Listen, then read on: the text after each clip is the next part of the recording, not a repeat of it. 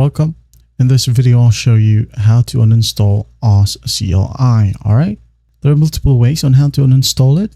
If you're using pip, now all you have to do is just open up the command prompt. I'll type in pip space uninstall space AWS CLI.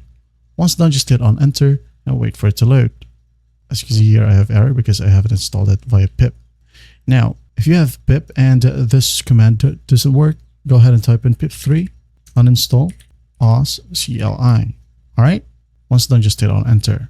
Now, another way to uninstall it, if you're using AWS via MSI, or you have installed it via MSI installer, just go ahead and go to your search bar and type in add or remove programs right here. I'm going to click on it.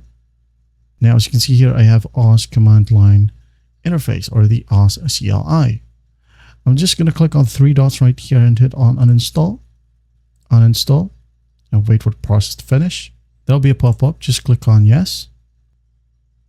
All right, as you can see here, it's almost done, and it's gone. Now, if you're using Linux, go ahead and enter this command, which is by using yum. All right, type in yum remove AWS CLI. If you're using DNF, go ahead and use, instead of yum, just type in DNF.